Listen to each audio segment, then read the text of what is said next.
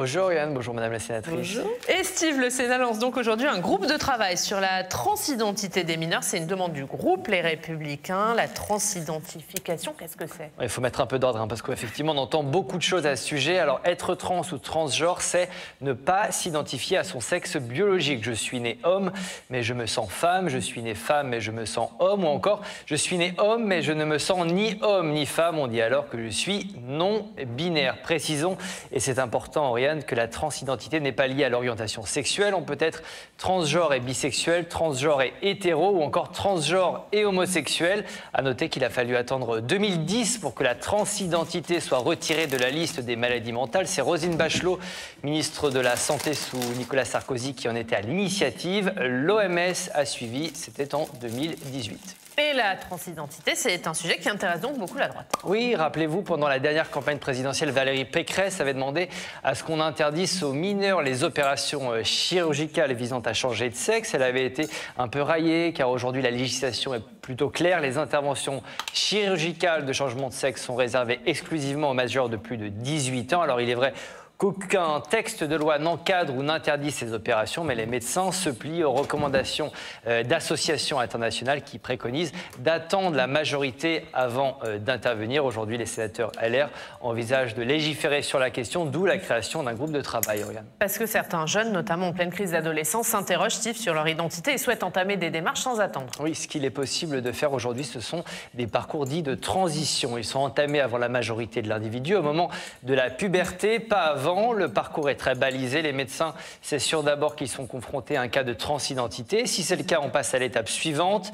Avec l'accord des parents, un traitement hormonal est administré à l'adolescent. L'objectif, c'est de bloquer les effets de la puberté. Ça peut être utile quand un ado n'est pas à l'aise dans son sexe de naissance. Ça peut notamment permettre d'éviter des tentatives de suicide, par exemple, quand le malaise est très profond. Il faut préciser que ces bloqueurs de puberté sont réversibles et qu'un certain nombre d'adolescents les abandonnent en cours de route. Je vous vois hocher la tête, Madame la Sénatrice. Peut-être, on peut revenir sur ce groupe de travail. Votre objectif, on est entre nous, vous pouvez nous le dire, c'est d'interdire ces parcours de transition à terme? Nous, ce que nous voulons, c'est alerter sur les mineurs. Aujourd'hui, il y a de véritables dérives. D'ailleurs, il y avait eu, je l'ai retrouvé en 2021, une tribune dans l'Express de médecins, de chercheurs, d'intellectuels, qui est donc il y a 2 ans déjà, qui s'intitulait « Nous ne pouvons plus nous taire face à une grave dérive ». Voilà, je n'avais pas inventé, je n'avais pas co-signé cette tribune, mais c'est un vrai sujet. On s'aperçoit aujourd'hui qu'on mélange un peu tout sur la problématique de l'adolescence. L'adolescence, pour tous les adolescents, c'est un moment assez compliqué. On se cherche, on se trouve plus ou moins tôt. Mais aujourd'hui, on a une espèce de dérive qui consiste à dire, parce qu'un adolescent se questionne sur ce qu'il est, obligatoirement, il veut changer de sexe, j'ai envie de dire. Je résume un peu schématiquement. Et nous, on veut vraiment poser cette question, parce qu'on s'aperçoit d'ailleurs que, et il faut qu'on comprenne pourquoi, c'est un phénomène qui touche beaucoup plus les filles que les garçons, beaucoup plus de filles. Quand on regarde parce qu'en France, on n'a pas tellement de chiffres et on veut avoir des chiffres. C'est ça, parce que vous parlez de hausse croissante de ces demandes, on n'a aucun chiffre. Alors en France, on n'en a pas. Dans les pays étrangers, il y en a. Aux États-Unis, il y en a. En Suède, il y en a. Dans les Pays-Bas, on a. Royaume-Uni, on a. Et en 10 ans, dans ces pays-là, les chiffres ont explosé. Alors pourquoi ils ont explosé?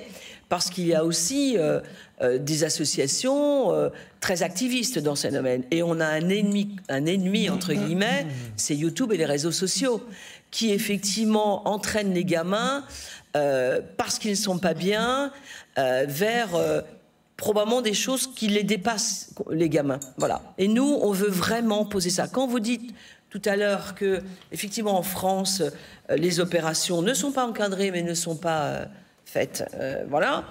Quand vous dites que donner des bloqueurs de puberté, ordonner des hormones inversées, tout ça, si on arrête, c'est pas grave, mais on n'en sait rien. Aujourd'hui, on n'en sait rien. On peut effectivement avoir des conséquences graves pour la suite. Je veux dire, c'est très important. Et aujourd'hui, on s'aperçoit que ces gamins qui se posent des questions, qu'ils deviennent, qu'ils choisissent de changer de sexe, adultes, etc. Moi, ce que nous voulons, c'est faire attention à ce qui se passe sur cette jeunesse qui a parfois 12, 13, 14 ans et parfois plus petit, hein. Quand on a vu un reportage récemment à la télé d'une maman qui accompagnait son petit gamin, enfin voilà, il faut faire comprendre aux parents qu'un enfant qui n'est pas bien, il a besoin souvent d'un soutien psychologique pour poser les choses et non pas rentrer dans ce qu'il demande obligatoirement tout de suite. Et donc voilà, donc moi je pense qu'il faut... Enfin aujourd'hui, le groupe de travail veut absolument poser ces questions parce que c'est un problème de société lourd. On voit bien aujourd'hui... pourquoi on laisse rentrer dans des écoles, y compris des écoles primaires, des espèces de mouvements militants sur ce sujet? Parce qu'il y a du militantisme sur ce sujet. Personne ne peut les nier. Ben non, moi je trouve qu'on doit aussi protéger l'école d'un certain nombre de choses, protéger les collèges d'un certain nombre de choses, et poser les choses sans jugement moral. C'est pas du tout un jugement moral. Et aujourd'hui, on a aussi un certain nombre de choses qui consistent à dire, on mélange tout, c'est-à-dire que on se pose la question sur la transidentité, alors on est homophobe. Mais ça n'a strictement rien à voir. Mais rien à voir. Ce qui vous Parce que ça, c'est important. Madame la sénatrice, c'est ces opérations qui visent à changer de sexe ou le fait de s'identifier à un genre qui n'est pas notre genre déjà, de naissance. Le genre, c'est quoi? Enfin, excusez-moi. Un sexe qui n'est pas notre sexe de naissance, le genre, on va dire ça comme ça. D'abord, oui, d'accord. Mais quand on arrive sur Terre, on est un homme, on est une femme. Et notre cerveau, il sera toujours comme ça. Notre cerveau, on va pas changer notre cerveau.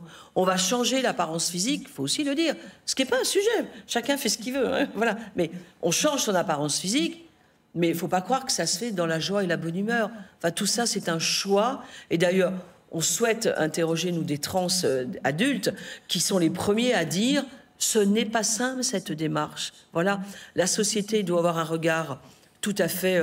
objectif et soutenant hein, sur ces gens qui changent de sexe. Il n'y a aucun sujet. Mais eux-mêmes disent ce n'est pas un parcours si simple et on ne peut pas laisser des gamins et des petits, des petits, partir vers quelque chose qui va les dépasser. Et ça, c'est notre rôle de parlementaire de le dire, de le poser. Donc, on va effectivement installer ce groupe aujourd'hui. Alors, comment vous allez procéder? Donc, alors, le groupe est installé aujourd'hui. Énormément qui vous allez auditionner? Ah oui. Des médecins, des chercheurs, des intellectuels, des associations de parents, des transsexuels aussi. Variées, bien sûr. Non, mais bien sûr. L'objectif, c'est de pouvoir échanger sur ce sujet, bien évidemment. Des transsexuels aussi, voilà, qui sont allés au bout de leur démarche, et comment ils l'ont vécu, tout ça. Parce que personne ne se pose ces questions-là, hein, c'est pas là.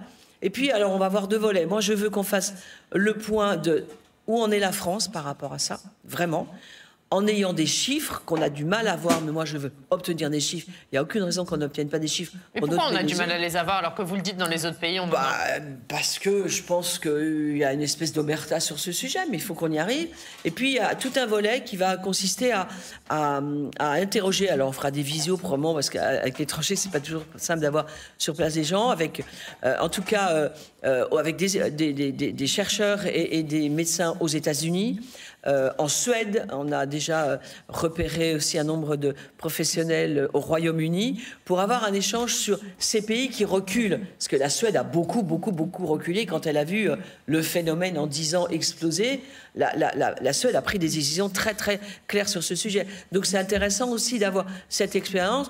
Je pense que la France n'en est pas aussi loin que la Suède en était il y a 2 ou 3 ans quand elle a fait marche arrière. Mais c'est justement, posons-nous les questions aujourd'hui. Légiférons s'il y a nécessité de légiférer, moi je pense qu'il le faut. C'est l'objectif, voilà. C'est d'aboutir à une loi. C'est l'objectif, voilà, de travailler, voilà, mais en posant la réalité des choses et en travaillant avec les familles également, parce que des familles sont démunies, parce que les familles ne savent pas toujours comment réagir et sont parfois perdues.